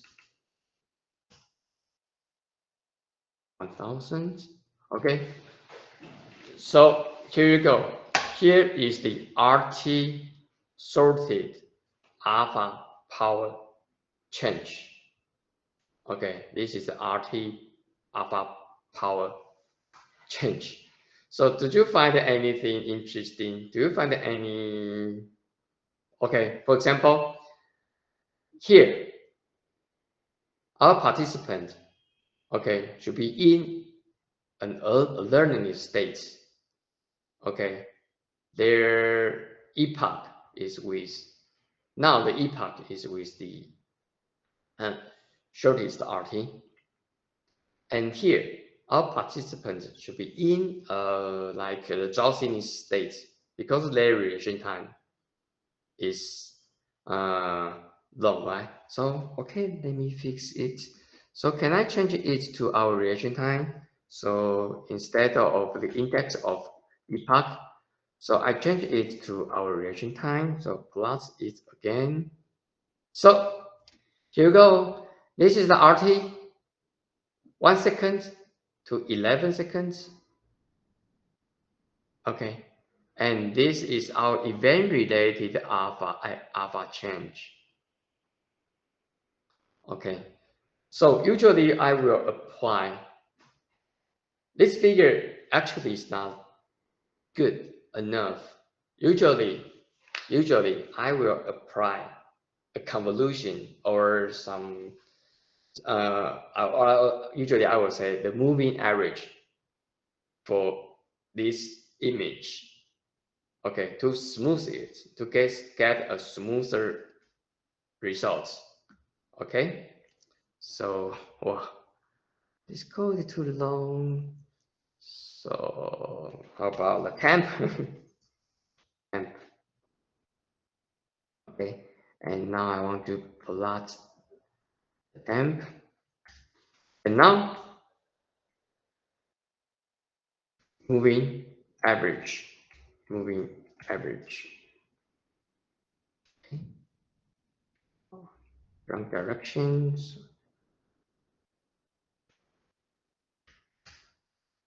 Okay, here you go. These two figures, the previous one and this one, are the same figure, but I apply a moving average. Okay, a moving average to the figure. Okay, so as you see, you can find there is a power change. Okay, from the epoch with low RT, short RT to a long RT. Okay, and as you see, all there is the ERD across all epoch, and the power rebound here. Okay, so yes, that's my demonstration. So show you how to use the FFT to our event related for our event related analysis. Okay, so that means from this figure you can find that there's some difference among this epoch with different reaction time. So that's the reason. This is the scientific finding support us to build a BCI. Okay, and that BCI can use this power spectrum. Okay, to build a classifier Okay, and that system can classify. Okay, for example, I can divide this epoch into two groups, right?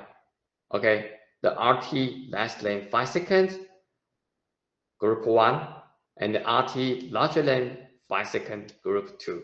So that means I can build a two classes. This is a two classes classification problem, right? I can build a classifier, okay, and the input is the power spectrum, okay, and this train mine, you can use this power spectrum to train your two classify, okay, your classify, okay. So that is the BCI, okay. You can use this BCI, okay, to build the classify to find out if this person in a learning state or Johnson state. Okay, so any question from you?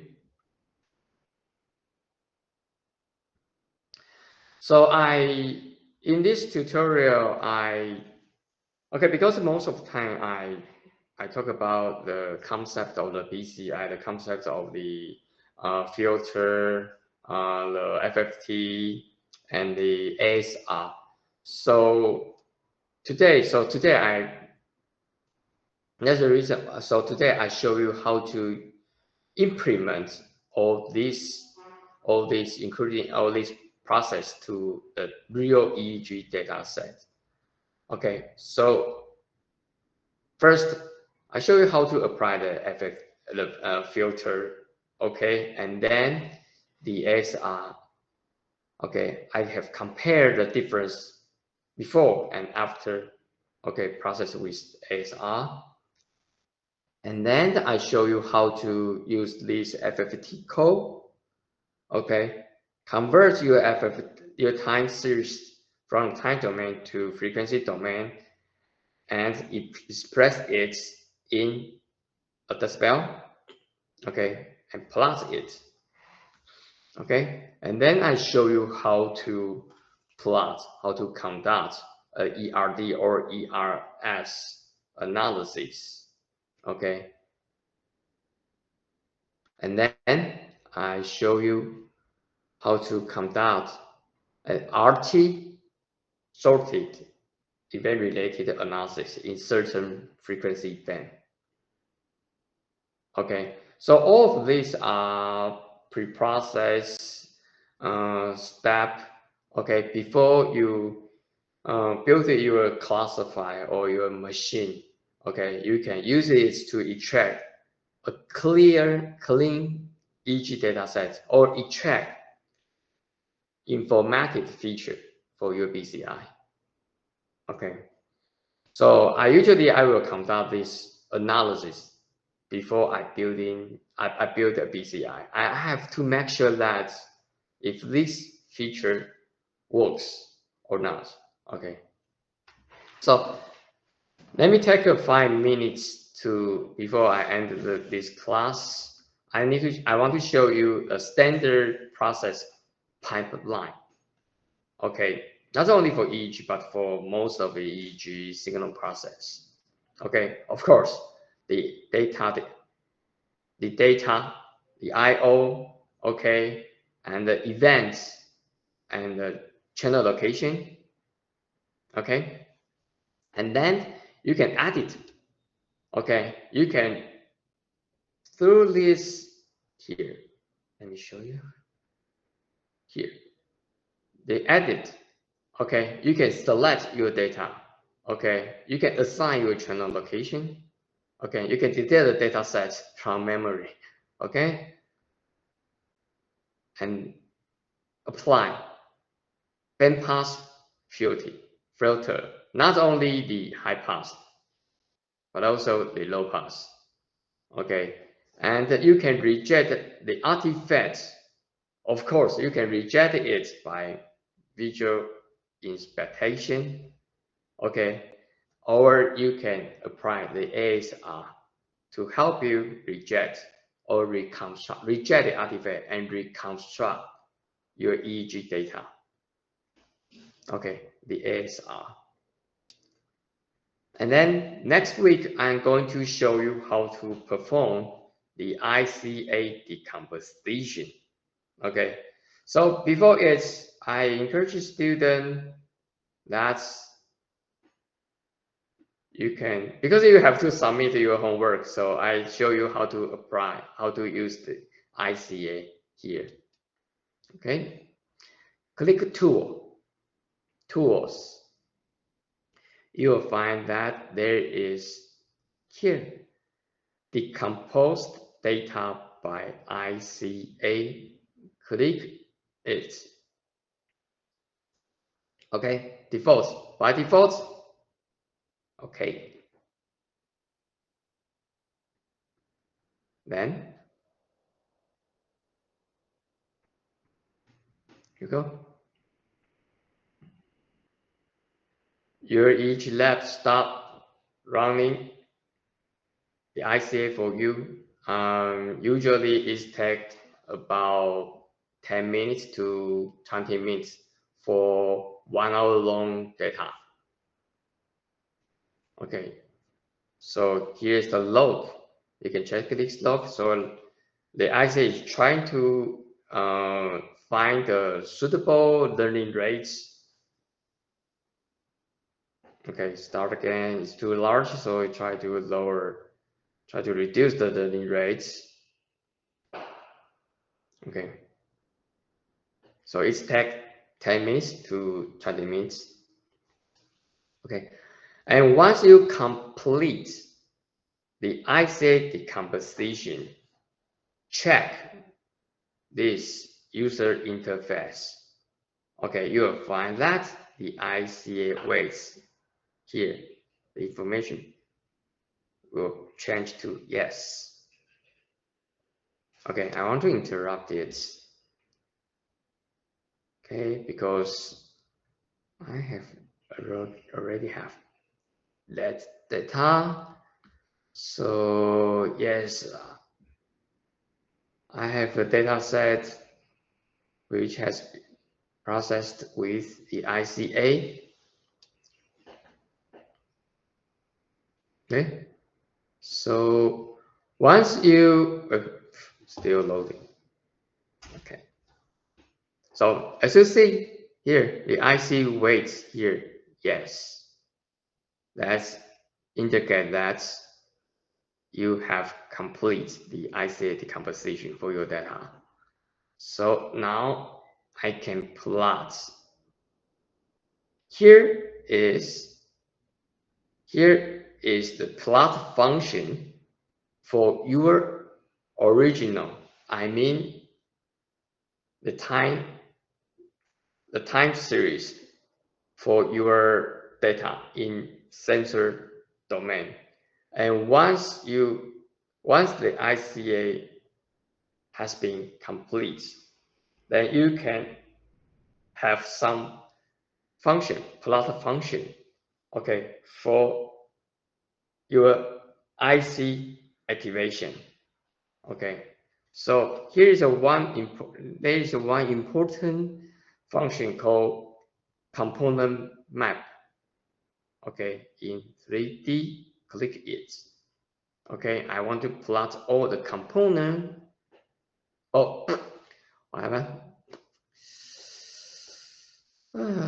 There's not a bug. What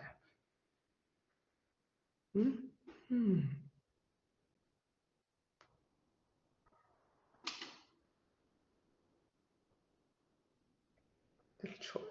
Electro on. Error setting default value. Value must be a vector. This is not a bug. Okay, let me figure out that. Okay, I will show you how to plot the component map and the component activation. This is the component activation. Okay, as I explained that last week. Okay, here is the component from 1 to component. The first component to the 30th component.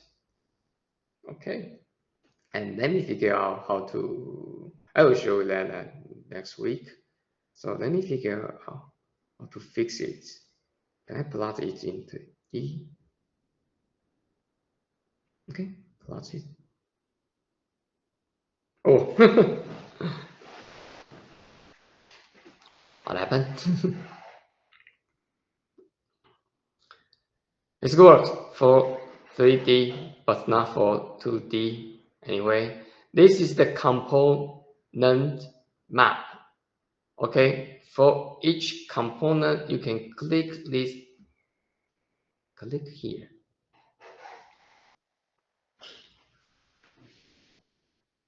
Okay, click here. This is the first component. Okay, and you can rotate it. Okay, like this. Let me rotate nose up. Okay, here's your nose. This is a bird view of the component map. The nose, the ear, left and right. Okay, so can you recognize this component? Is this a brand or non-brand component?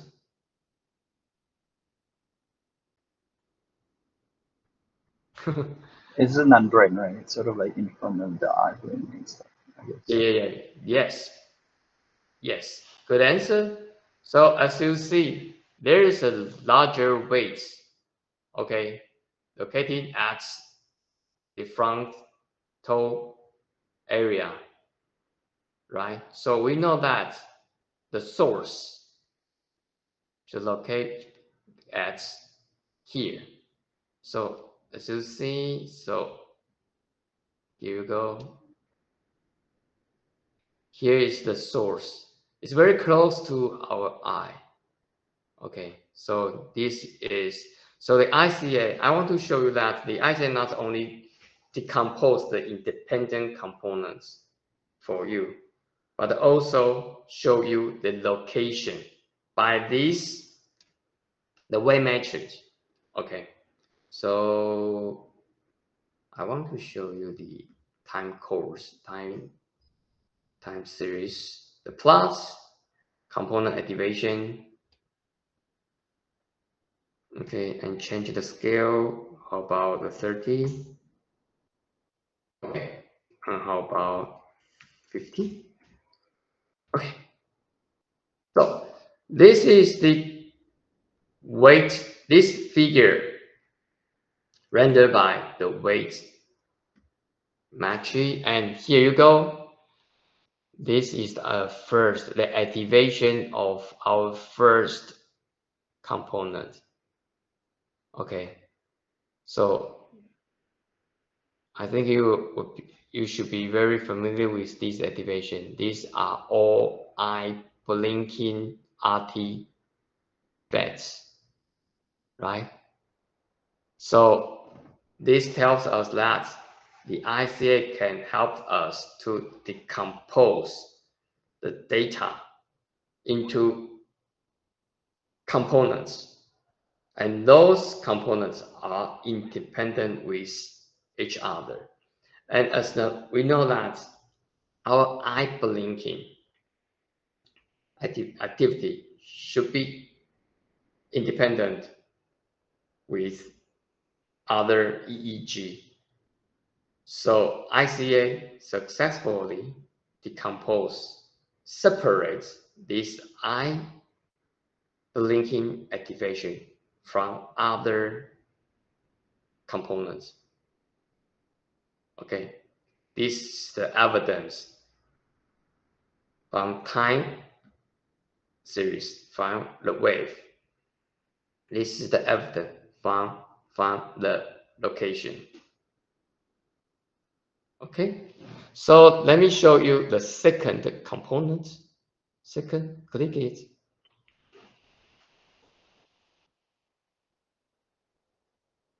Okay, so here you go.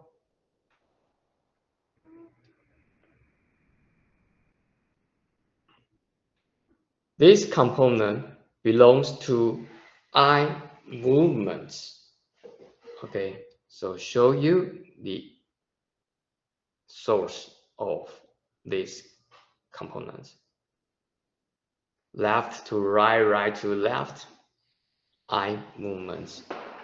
So let's look at the waveform for the second component. Here we go. You find there is the rectangular shape activity here. This is the typical eye movements activity.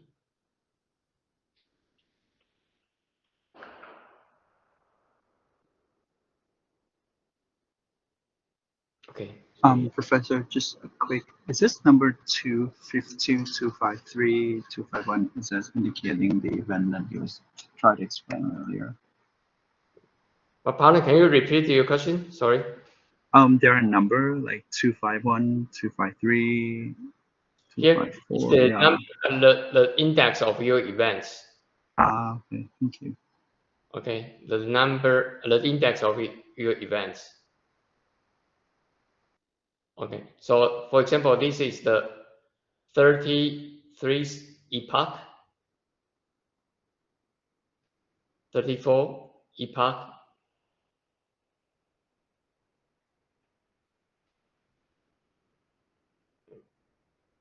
Okay, anyone? Any question? So I'm going to stop here. So I think you can try it by yourself. And next week you have to submit our assignment. And in that assignment, you need to apply the let me show you. Here you go. You have to generate 3 torque data. Okay, 3 waveform like this, and use ICA to decompose. Oh, you have to mix mix these 3 signal through this mixing matrix. Okay, and generate the mixed signal and apply the ICA to these 3 mixed signal. Okay, to compare the difference in waveform and kurtosis between source. This is source, mixed. This is mixed, and of course, the signal are mixed by ICA. Okay, and the second task is to you can apply the ICA to your data set. Okay, to your data set and try to remove the hyperlinking, try to identify which component are hyperlinking components and eye movement components, and try to remove those components. Maybe 1, maybe 2, I don't know, maybe 3. Okay, remove those components from your data. Okay, and here show you the step how to remove it. First, you have to unmix it, your data, okay, and back project through this mixing matrix. Okay, so time's up.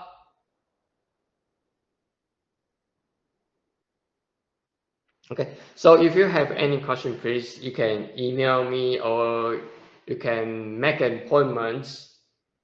Okay, send me an email. Okay, we can still have a chat in person. Okay.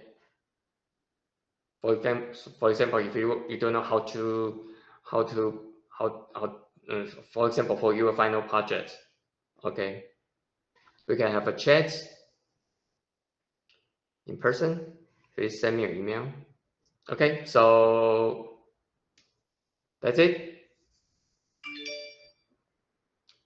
So see you next week. Okay, bye bye. Thanks. Bye.